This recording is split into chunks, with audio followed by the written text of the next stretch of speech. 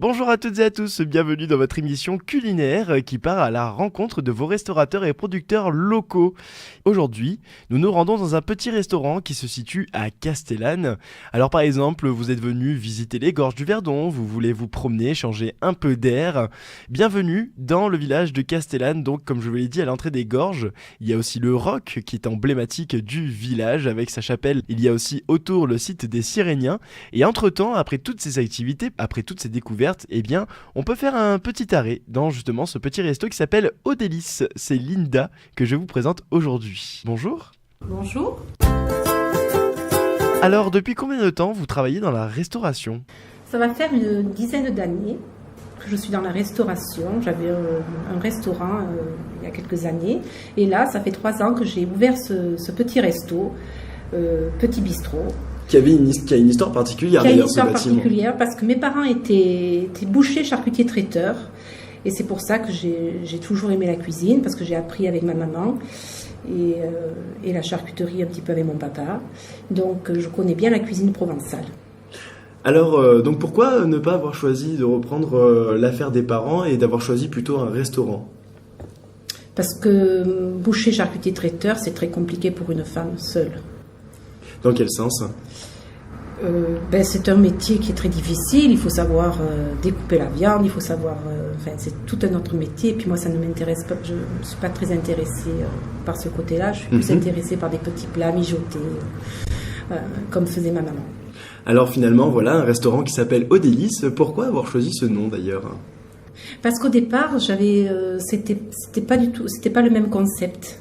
J'avais ouvert une épicerie dégustation et ça n'a pas marché. Alors je travaillais avec des petits producteurs locaux au niveau de la charcuterie, avec Rigaud, Danote, avec des petits marchands de fromage de chèvre du coin. Et donc je faisais des petites assiettes repas avec des petites assiettes charcuterie, des petites assiettes fromage, des assiettes mixtes, des petits paniers repas, des pique-niques. Mais ça n'a pas du tout marché. Alors c'est pour ça que petit à petit je suis arrivée à faire un petit restaurant avec des plats régionaux, avec des saveurs provençales. Et j'ai laisser de côté le côté épicerie. Alors finalement, voilà, vous travaillez avec le pays gourmand.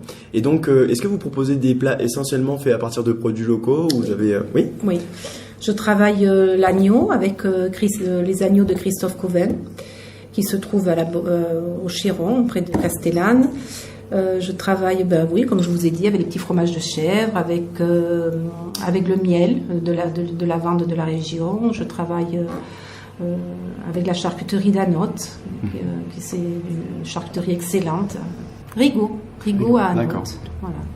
Ils font de très bonnes choses. Alors pour vous, quelle est l'importance au niveau manger local, prendre des produits locaux ? Est-ce que c'est important pour vous de manger local essentiellement ? Oui, c'est important parce que ça permet à des gens de se développer, de travailler, et puis c'est aussi une façon de partager les produits avec les touristes qui viennent, que ça leur permet de goûter les produits de la région et puis de promouvoir tous ces petits producteurs qui se donnent beaucoup de mal et qui sont là à l'année et c'est bien de faire travailler ces gens-là. Alors finalement, donc chez vous, on va retrouver une cuisine essentiellement de saison ? Oui. Alors quels sont les produits que vous travaillez ? Alors, comme je vous ai dit, l'agneau de Castellane, je fais des petits mijotés, alors c'est-à-dire que l'adobe provençale, je fais le sauté d'agneau, les sautés de veau aux olives, je fais mon ardoise change très régulièrement. Oui, donc là vous ne travaillez pas avec un menu, vous présentez une ardoise. C'est pas fixe, il y a toujours 3-4 entrées, 3-4 plats et 3-4 desserts et ça change régulièrement. Est-ce que vous proposez des soirées à thème ? Est-ce que vous faites des soirées tout simplement quelquefois ? Non, je ne fais pas de soirée. Est-ce qu'au niveau des boissons, on peut retrouver aussi des produits locaux ? Alors, je travaille avec un ami qui vend du vin, les établissements Cazenave, et c'est un passionné de vin, ce monsieur, et il m'a fait une petite carte avec des côtes de Provence, des côtes du Rhône, enfin des vins de notre région. La particularité aussi de votre cuisine, c'est qu'elle est ouverte. Est-ce que c'était un choix ou ça s'est passé parce que ça s'est présenté comme ça? Alors oui, c'est un choix parce que j'aime le contact avec les gens, j'aime bien... et puis l'hiver, en fait, je travaille seule, donc ça me permet d'être un peu au service et en cuisine et voilà. Donc j'aime bien cette proximité et aller vers les gens, ils viennent chez moi et c'est pas anodin, quoi. Les gens, ils aiment bien justement cette cuisine ouverte, de vous voir à l'œuvre. Oui. Moi, après, je leur explique toutes les recettes. Voilà, ici, c'est comme à la maison. Alors, au niveau des plats, est-ce que vous avez une ou plusieurs spécialités? Ah, j'en ai plusieurs. Alors, au niveau des spécialités, je fais la daube provençale, le poulet des moines. alors c'est quoi le poulet des moines? On l'avait évoqué hors micro, mais c'est une recette qui m'intrigue. Alors, c'est un poulet avec une crème à base de paprika, de moutarde, il y a du vin blanc, il y a plein de bonnes choses, mais que je ne dirai pas. C'est un secret. C'est un secret. Et vous avez d'autres spécialités? Ah oui, je fais la tapenade. La tapenade, c'est bien là, pour les apéritifs l'été. Ça, c'est très bon, c'est bien de chez nous. Je fais les petits farcis, les petits légumes farcis. Qu'est-ce que je fais? Les suprêmes de pintade aux chanterelles, c'est très bon aussi. Les petits légumes sautés, les petits légumes du soleil de chez nous, que j'achète chez Françoise Gavary. Donc il y a plein de petites bonnes choses que je fais, mais il y en a tellement, on ne peut pas vous dire tout. On retrouve beaucoup de spécialités provençales. Ah oui. C'est un peu la marque de fabrique du restaurant. Oui. Alors au niveau des horaires, on peut venir manger à quel moment chez vous? Alors, c'est fermé le lundi, mardi, et donc ouvert tout le reste de la semaine. Juillet, août, c'est ouvert tous les soirs, et certains midis, mais ça je ne sais pas encore, parce que ça dépendra. Et éventuellement, si on veut réserver ou si on veut se tenir au courant des horaires d'ouverture, est-ce qu'on peut vous appeler? Il vaut mieux réserver parce que comme je suis un petit établissement de 20 places à l'intérieur, c'est plus judicieux. Donc vous pouvez me téléphoner au 04 92 83 58 38. Tout le monde à table. Alors nous allons passer aux recettes. Vous ne nous présentez pas une seule, mais deux recettes. Donc on a tout d'abord l'andouillette à la sauce moutarde et une mousse au chocolat. Cuisiner, c'est résister. Alors oui, l'andouillette sauce moutarde. Alors je me prends mes andouillettes chez Rigaud, les établissements Rigaud à Anote.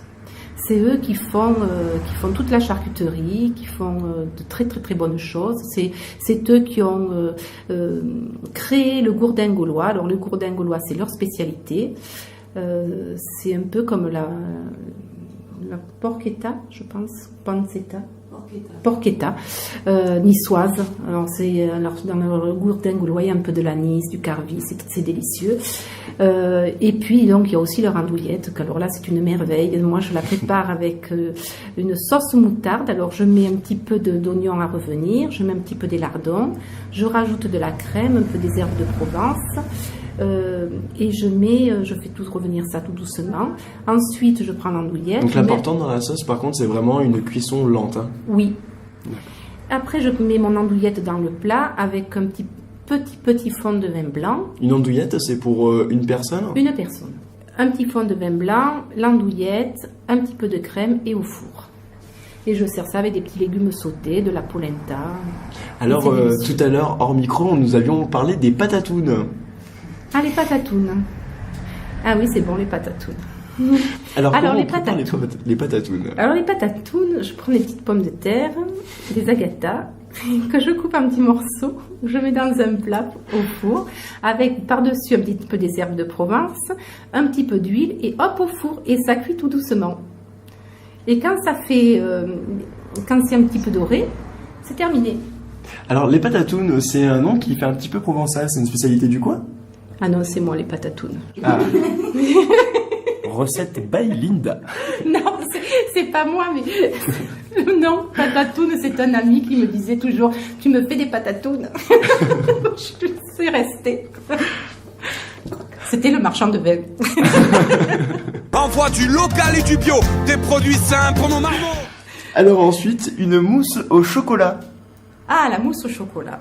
Alors, Alors, il faut à peu près 200 grammes de chocolat, avant tout, c'est pour combien de personnes à peu près là 7-8, voire moins quand on est bien gourmand. Ah, finalement, c'est l'occasion, si par exemple on fait un repas d'anniversaire, hop, une petite mousse au chocolat. Ben oui, et puis c'est très vite fait, c'est simple. Alors, moi je prends du chocolat à 72%, que je fais fondre au bain-marie avec un petit peu de beurre, 20-30 grammes, 40. Comme je fais tout à l'instinct, c'est un peu au pif.